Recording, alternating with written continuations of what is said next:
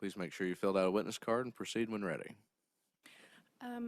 Thank you, Chairman and members of the committee. I'm Susan Myers of the 131st, and I appreciate the opportunity to speak in favor of these bills. As a volunteer in leadership roles for two organizations, both focused on women and firearms, I wish to begin by pointing out that women are among the fastest growing demographics of not only firearm purchasers, but also those seeking education and training, proving they take the responsibility of gun ownership seriously and are making sure to become knowledgeable, responsible, and skilled.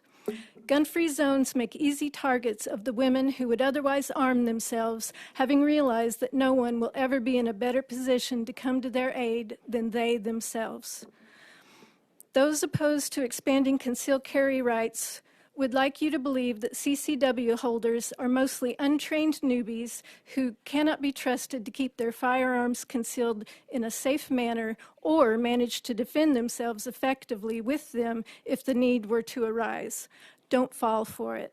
When someone gets a CCW, that in no way indicates that they had zero experience with firearms prior to that, or that they will not continue on with further training and regular practice if they are new to shooting.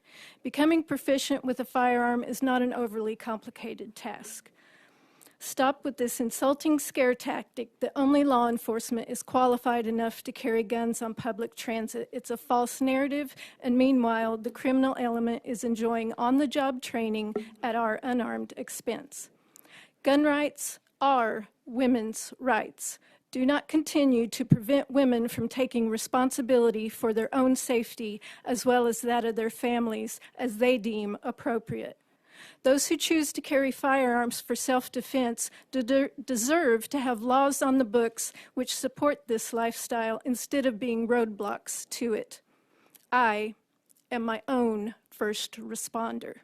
Police are only able to respond when they learn something has happened.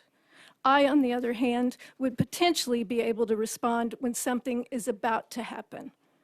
About to happen has happened. The difference between the two could be the difference between life and death, or the difference between who is alive and who isn't. As good and dedicated as they are, the police cannot always be on hand to stop people from being harmed.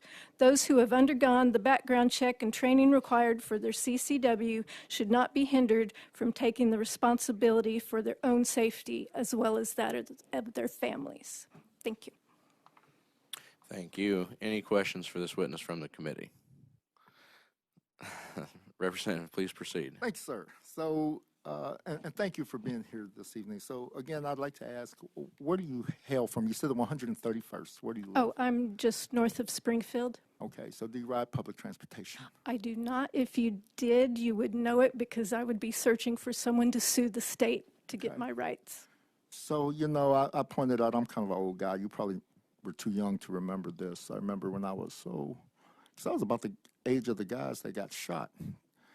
There was a situation when I was a teenager. 5 boys went up to this man on the train, and the man suspected they were criminals. They were 5 young black men, 5 black boys. They asked the man if they could have $5. The man said, "I got $5 for all of you." Calmly reaches into his jacket, pulls out a gun, and shoots all 5 of them. His name was Bernard Getz. He became infamous as the New York City subway shooter.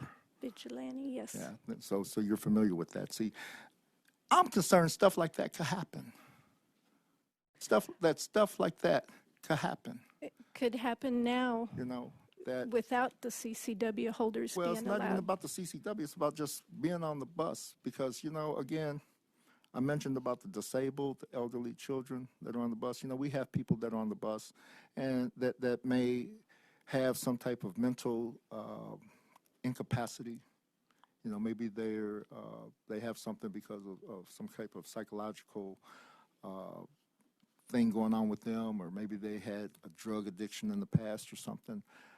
But many of these people are actually harmless. They might seem scary when you see them, but again, that's from my experience living in the hood and growing up on the streets. You can kind of identify folks. Just like I had a crazy man come up to me when I was walking down Prospect one day, shortly after getting off the bus, and I had to walk home. about a mile from that particular bus stop. He came up to me, hey, hey. I knew how to respond to him. Go on, get away from me, okay? Because I got a fist. So, you know, I didn't have no problems with that, but I knew how to respond. But again, I know there's a difference because I'm a man and you're a woman. Correct. I get that. I do realize that, especially after the pandemic, a lot of folks, not just women, but a lot of folks went out and bought guns. The Second Amendment is for everyone. Well, but, you know, to me, when I look at the reasons why people are buying guns, it concerns me. It really concerns me because I get scared sometimes just because I'm black. I'm going to be labeled a criminal or somebody's going to think that because I look totally different when I don't have a suit on. I'll scare the bejeebies out of you. I can show you pictures in here. You'll be like, oh, is that you? You know, I mean, I get it. But that's what I'm scared of, is that passing laws like this in the minds of people will criminalize other people. I understand. What I'm scared of is, you know, we learn from what we read, what we experience ourselves, and what others experience. I think of the woman in Philadelphia who was harassed for 40 minutes until her pants were ripped down and she was raped, and passengers, instead of coming to her aid, held up their cell phones and videoed it like it was some twisted form of performance art. Yeah, unfortunately, you have We will people disagree like on firearms, Yeah. but I will not apologize for wanting mine everywhere I'm able. that. You know, we have cases where I remember a group of kids just stood on the shore of a lake and watched a man drown, and they videotaped him doing that. Like I said, I'm a retired school teacher. I watch kids doing that kind of thing. Instead of helping somebody, they'll sit there and film the fight or whatever. I've seen that. I don't know why. Human nature is like that now. But like you said, you were fearful, but you don't ride the bus. I do. And I'm sitting here saying that me and other people who ride the bus, yeah, there might be some fears about who might be on that bus. But I can almost guarantee you, if you pass a law like this, there will be people who will be fearful to ride the bus because they don't know how many people on that bus are carrying a gun. Well, I hope we pass the law, and I hope we find out you're mistaken. Well, like I said, I ride the bus. I know I'm not mistaken. I talk to folks. And as a bus rider, I'm telling you, I don't want guns on buses. I don't feel safe. I don't feel safe if I know people are bringing them on there. I know there might be somebody on there that's got a gun. When I go to the grocery store, I know there are people in the grocery store got guns. I live in the hood. People got guns.